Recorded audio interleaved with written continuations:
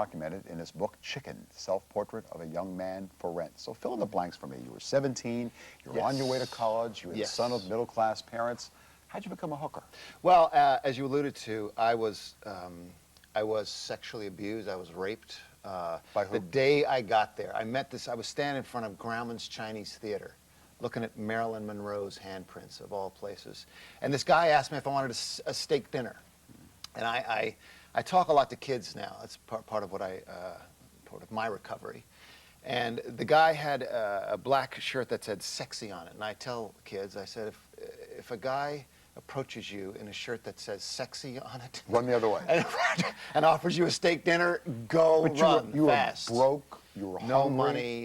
Yes. No prospects of earning money. No, not really. I just arrived that very day in Hollywood, and he took me back to his place and fed me the steak dinner. And I believe it was drugged. I have no proof of that, but you know, next thing I know, I was passed out, and he was abusing me. And luckily, I was young and agile, so I was able to escape. It was just as this was Friday night and Saturday morning was dawning.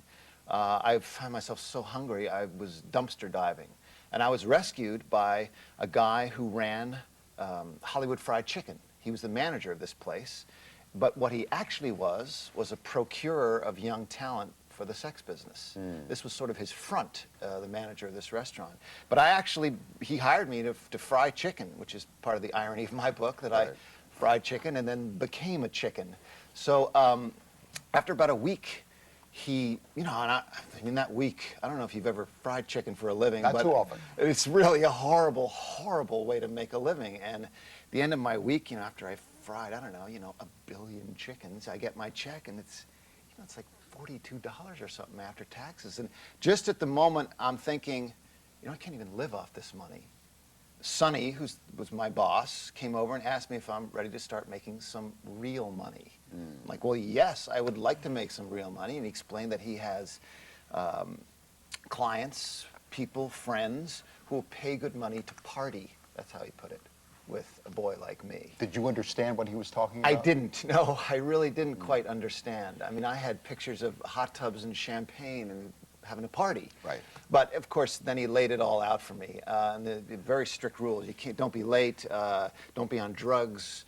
The customer's always right. Something seems weird, it probably is. I mean, there was like Boy Scout rules. And what did you tell him? What were your rules? I was so nonverbal at that point. And what happens after you've gone through trauma like I did? Right. The part of your brain that's responsible for communication kind of atrophies. So I had a very difficult time communicating. But you did tell him that you were not interested in partying with men. I did, women yes. only. That was I drew that line in the sand, and it was really because of what had just happened to me. Okay, so talk to me about the first event that you went to. I was so nervous. I was like shaking in my boots, because, I mean, the big difference, obviously, one of the big differences between being a female sex worker and a male sex worker is that, you have to get up. You have to become erect. We can say erect you here, may. can't we? Yes, we Absolutely. have to become erect at some point, usually. Although, we'll get to this later. But so that was one of my chief concerns. My God, what's going to happen if I don't perform? So this woman, her name was Franny, and she was terribly thin, like a mop handle. And she was drinking this red wine, and it was like something not quite there about her. It was kind of vacant. There was a vacancy about her. Very rich, big, huge diamond rubies. And she wanted, the clients that I saw, women, were divided in half. Half of them wanted very particular fetishistic things. Such as?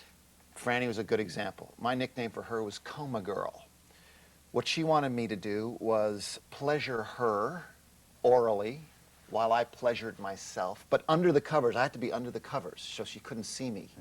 And then she would tap me on the shoulder, and I had to keep my eyes closed. She didn't want me to look at her. And I would then lay on my back, and she instructed me very specifically on this. I would lay on my back, and she would sort of climb up on top of me and just sort of grind around on me for, I don't even know how much time. Time is the strange thing like that. Maybe it was 3 minutes, maybe it was 10 minutes, I don't even know, but my eyes were closed, and then she would shudder a couple of times. But what was strange is when I would service her, and she was a regular customer. When I would service her orally, she never moved a muscle and never made a sound. Did she have an orgasm?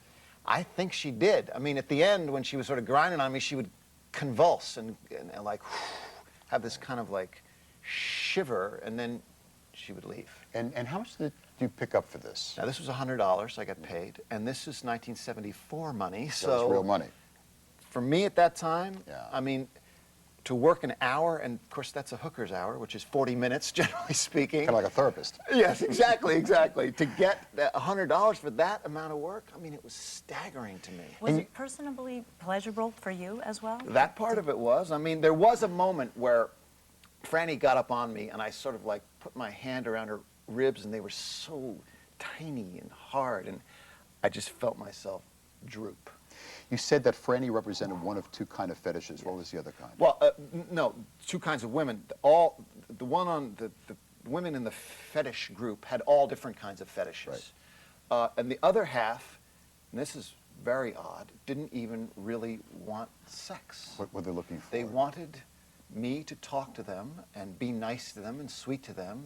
Usually they wanted me naked, and sometimes they wanted to watch me masturbate.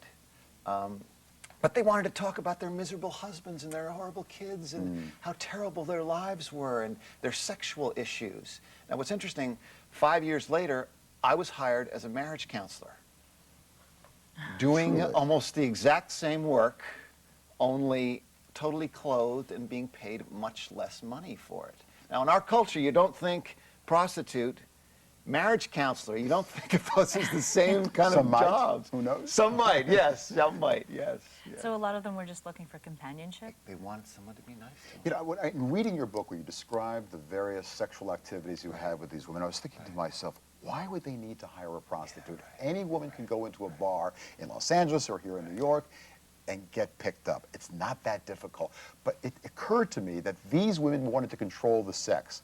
They wanted to be the ones who were in charge. They all wanted to, I mean, that was one of the things that these women almost all had in common. They wanted to tell me what to do. They wanted to order me around. And some were nice about it, some were not so nice about it. But I think the issue of control for a woman was very important.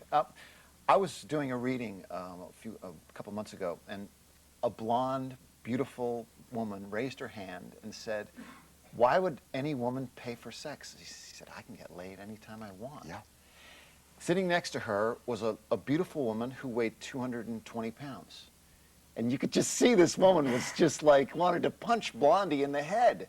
I talked to this woman who's a friend of mine afterwards, and I said, "Did you want to punch her in the head?" She said, "Yes, I did." She said, "I love sex, but because I weigh 220 pounds, no one will have sex with me." So there's that also. It is sad. There is. She said, if I could find somebody, and there's a fear factor because it's very difficult for a woman to hire a guy if you don't know the person because a guy's bigger than a woman. There's that violence issue sort of in the back of your brain. She said, if I could find somebody who was cute, articulate, fun, 25, had a body to die for, I'd have him come in every week after my cleaning lady. I mean, I think there are, and I know I get emails all the time from women who are very curious about hiring men. What do you tell them? Well, there's a couple of websites that are out there. I tell them to be careful, first of all, because a lot of people are scamming. And there are some, you know, violent people who get into this work. I tell them to be careful to first meet the person in a public place. But there are websites out there, like there's a place called Gigolo.com. If you want a good laugh, go to Gigolo.com. Half the guys are like these kind of like, I'm a stud guy, hello. You know, it's like, who would ever hire a guy like that? You just go through these one after the other. It's like, oh my God. So you think it's a really positive thing then? It's... Well, it can be. I had some incredible experiences. Working with women getting paid for sex was a lot better than frying chicken. I'll certainly put it that way. And one of my greatest experiences in that life was with this kind of old hippie chick. I say old. When you're 17, anyone over the age of 23 is like old. But she taught me all about tantric sex. And I got paid $100 for it. I mean, that was astonishing to be able to do that kind of thing. All right, let's take a break.